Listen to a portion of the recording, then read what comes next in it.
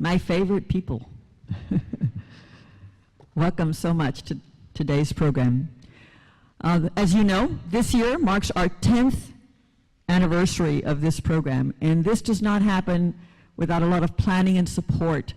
And I always take the time at this convocation to thank those people who have really helped to fund this program and the leadership involved in supporting the program, particularly our presidents and vice presidents, but also the faculty and the staff, faculty who inspire you and challenge you every single day that you're in the classroom. They're very supportive of this. And this year, as you know, we went to South Korea and China, and we choose the places that we go to based on the read. And as you know, North Korea has been in the news a lot. And luckily, we went a year before things got very tense.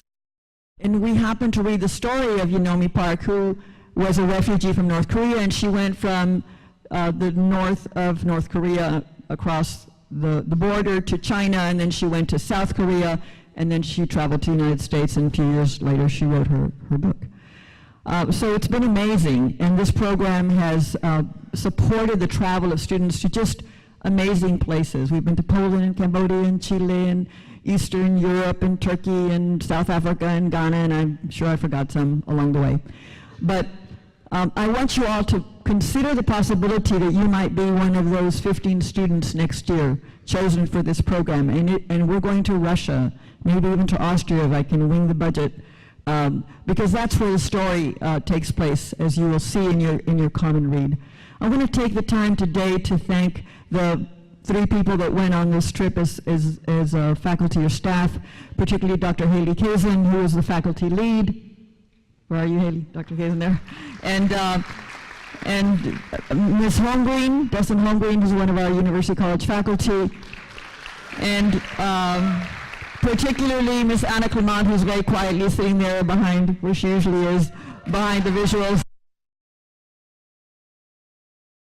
Those that you will see today, and we have been working for months, really the students have been working for months and weeks preparing this presentation for you. They're very, very excited about it, and so we hope to see some of you up here next year, and without any further delay, let me introduce the Reading the Globe Ambassadors 2017.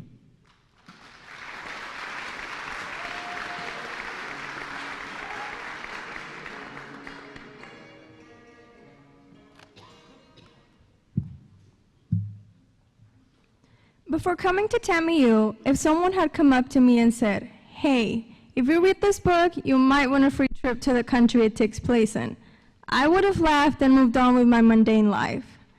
We often realize without a second thought that there's so much more for us out there than we realize, just like this trip.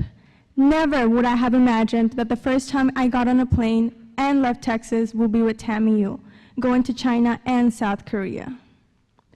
Reading the book in order to live for my UNIF class was not a chore. It was like traveling back in time and seeing life through Yeonmi Park's eyes. Learning about the tragedies that North Korean citizens and defectors lived through changed the way I live my life. So I went in there, poured my heart and soul into that essay, and I walked out knowing that no matter what, I meant everything I said. The way the book changed me, all my hopes and dreams of changing the world for the better, they all went into that essay. A few weeks later, I received an email saying I had been selected for the interview. I won't say I wasn't nervous, but I knew that I was going to give it my all, and I hoped that'd be enough. And it was. When I found out I was one of the selected winners, I felt like everything I worked for was finally paying off. After all the meetings and planning, I blinked and I was on a plane to Dallas, watching Laredo disappear before my eyes as we ascended into the clouds.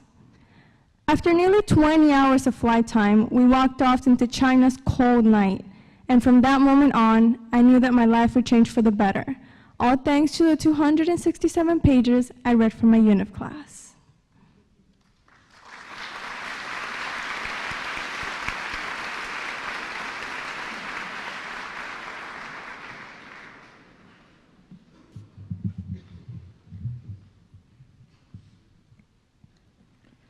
Thousands of years of history shaped the rich culture in both China and South Korea.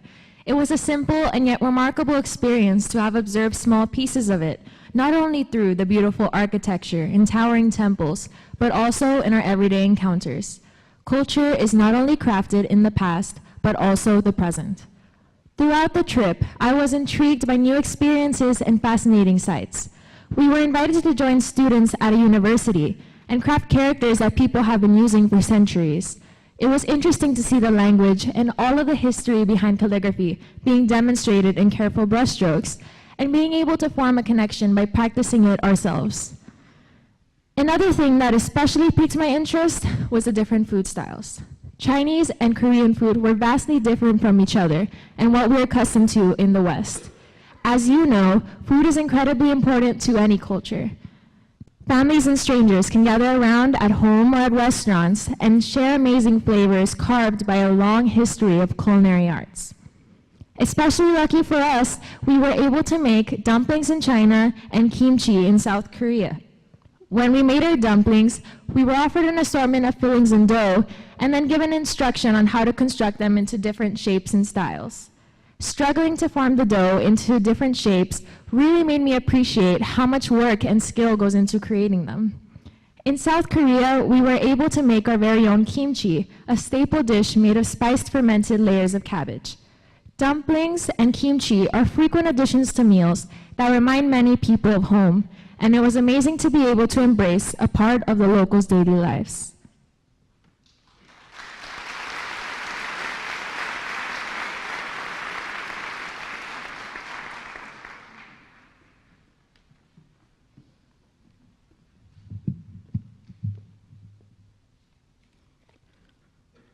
Our second day in Xi'an was incredible.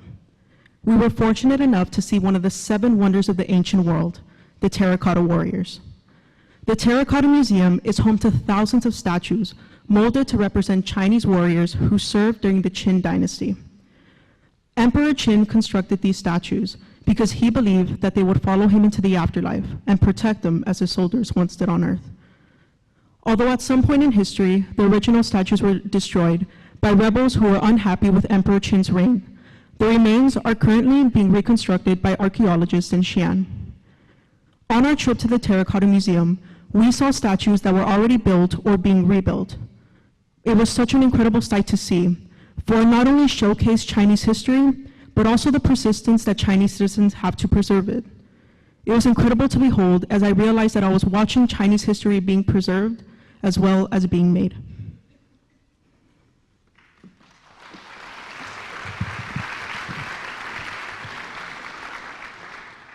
One morning in Xi'an, we set out to see one of the oldest standing structures in China, the city wall that encompasses what was the capital back in 1370. Upon arriving, most of us were not prepared for just how huge it was.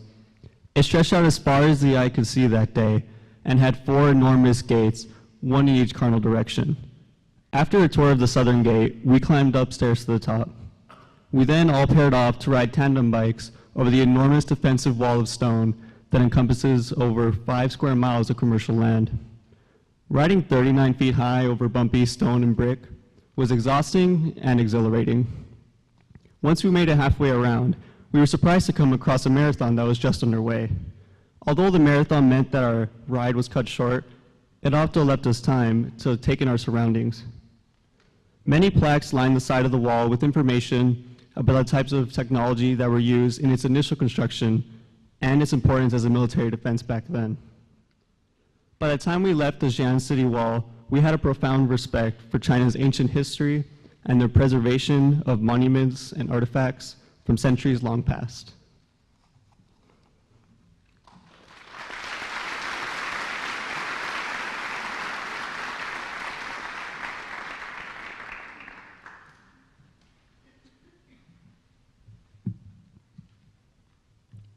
In Beijing, we visited the Temple of Heaven, which was built in 1420 under the Ming Dynasty for the purpose of praying for good harvests and offering sacrifices to the gods.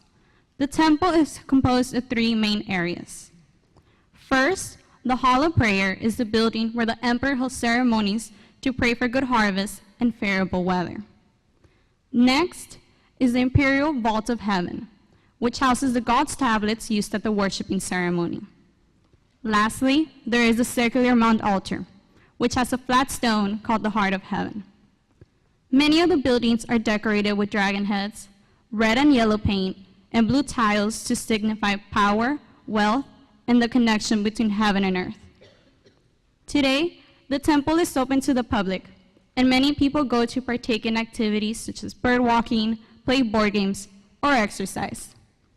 We were fortunate to take a class of Tai Chi, a form of martial arts that consists of slow movements. We were also invited to join a group of elders in several folk dances to Tibetan music. Overall, the Temple of Heaven is a breathtaking vicinity with a beautiful landscape and ancient buildings that leave you feeling as if you have been transported to another world and disconnected from the busy city that is Beijing.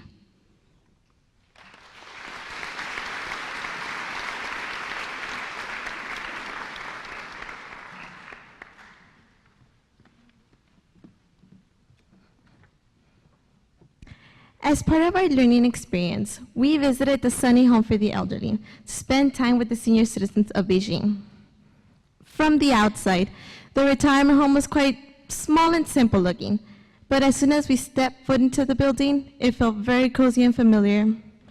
We were greeted by the enthusiastic director and staff that we were visiting. The memories of this moment are very special because every elder welcomed us with beautiful, bright smiles, despite the obvious language barrier. But we all made the effort to converse with each other with the help of the staff. We performed many classic songs and wrote Happy New Year cards to the elderly in both English and Chinese. The visit was my favorite activity in Beijing because it reminded me of the importance of being compassionate and caring.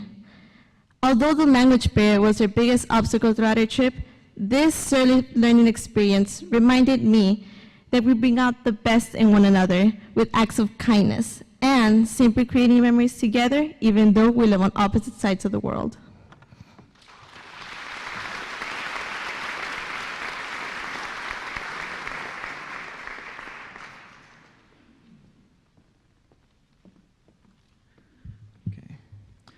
When I was much younger, the Great Wall of China was not only a monument.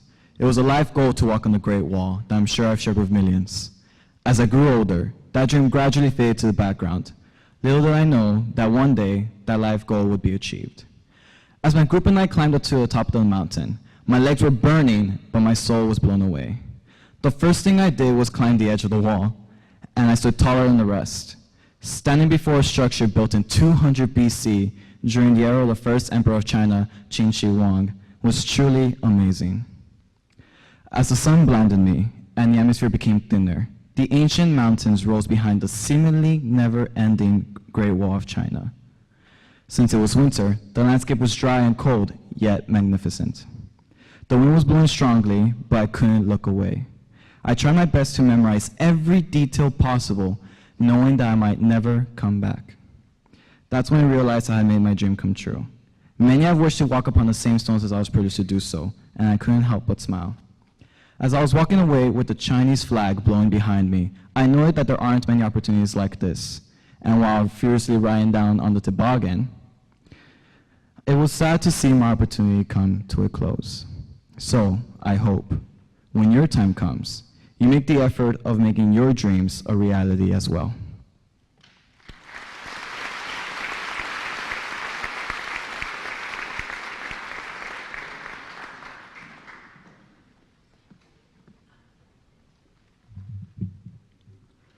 By the time we set foot on Tiananmen Square, we had seen enough of China to have fallen in love with it.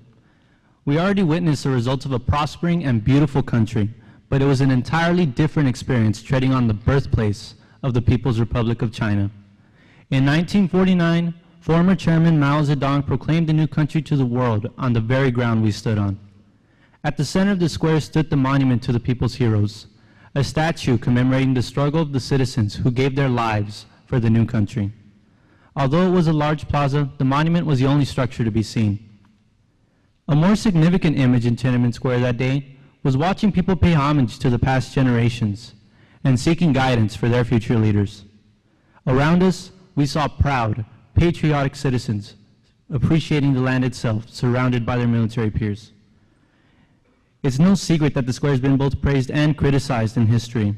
But regardless of the ideas I had before, I believe I could speak for all of our ambassadors when I say that the importance of the square was obvious enough to leave with a sense of respect for both the country and the people.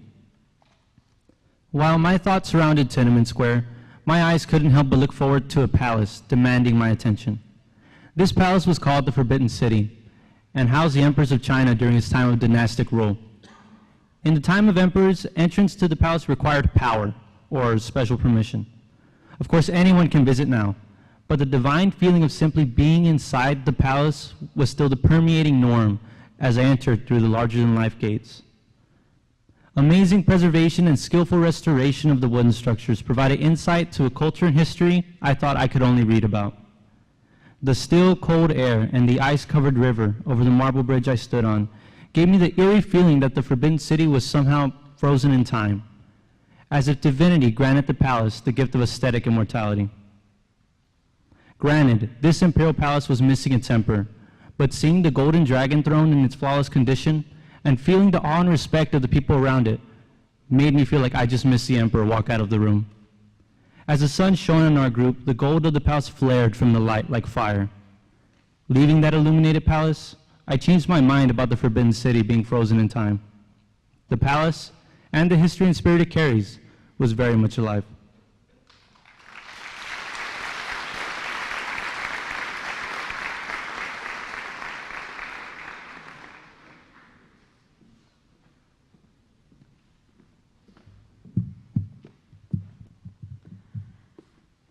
Our group had just left the Forbidden City in Beijing, and we were now riding the bus to an area filled with rickshaws. A three-wheeled bicycle with seats for passengers behind the driver. We entered the rickshaws and were driven around the neighborhood, which is filled with hutong buildings, mostly one-story structures with multiple families living within each of them. The neighborhood had a lot of history, judging by the aged vehicles, old buildings, and a large number of elderly people playing Chinese chess outside. After being driven around the buildings by rickshaw, we were dropped off at a private residence and met a woman who owned an entire courtyard within a section of the hutong buildings. The courtyard, owned by the family for over 300 years, displayed several Chinese artifacts. We had the honor of watching the owner play a Chinese harp, viewed a piece of parchment with calligraphy over 1,000 years old, and a collection of other Chinese artifacts as well. It was interesting to see the sights and hear that several generations of one family lived on this small piece of land. The family that lived in this specific section of hutong buildings has lived there as long as the United States has been a country, and that is truly amazing.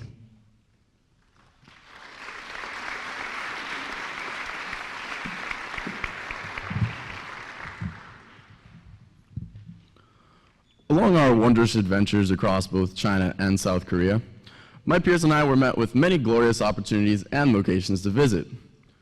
As we explored China, we visited a local university and were taken on campus tour by Chinese students. It was easy to see the fierce competition and importance of education in China. Among the informative lectures that we had received were two regarding China's current economy, as well as the history of trade via the Silk Road. Once we reached South Korea, the sights were simply jaw-dropping. Among the skyscraping towers that lined the horizon in Seoul was the United States Embassy. There, we were guided by a diplomat who had spoke with us about North Korea and South Korean relations. Despite the limited information that he could disclose to us, the visit was very amazing and one that was most beneficial for myself as it ignited my interest in politics.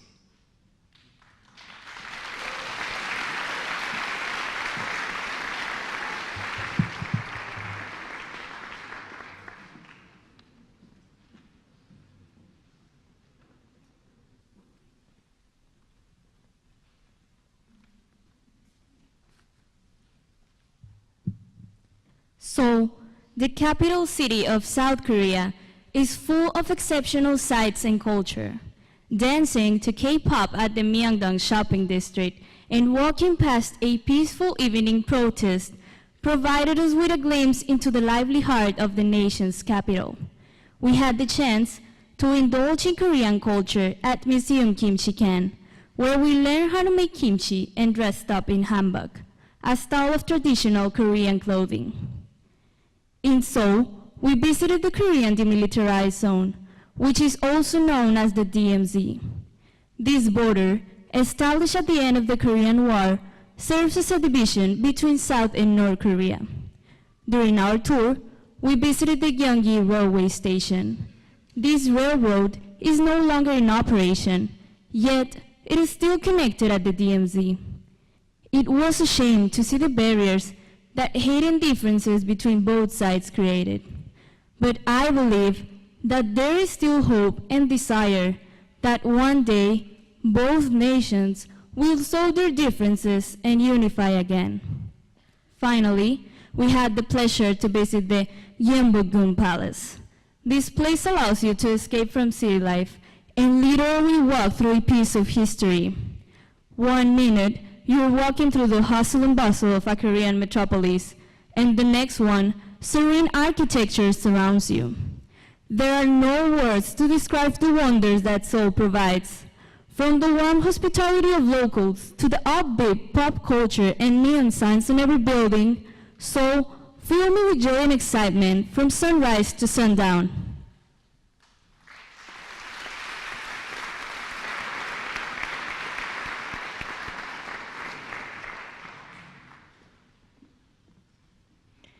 After seeing all these pictures and hearing the memories, I feel like I am in a time machine. Every single moment reminds me of everything I learned and felt during the trip. Seeing the historical pieces of the terracotta warriors, climbing the Great Wall, dancing with the Tibet women, and even singing in the middle of a shopping street with a random person still fills my heart with an abundance of joy. Being a part of TAMIU Reading the Globe changed my perspective forever. I am now more of a global thinker and have come to respect and appreciate the different cultures I encounter. This trip brought new aspirations to my life, to go and meet the world, to reach out to others, to expand my abilities and gain new ones. I can tell you today that I never imagined myself going to China or South Korea at 18 years of age. But when the doors open, we have to act and go in. I almost missed this opportunity because I was intimidated by the essay competition. But I tell you today, don't miss it. Just do it. Write the essay. You won't regret the friendships, the memories, and the impact that will remain with you forever.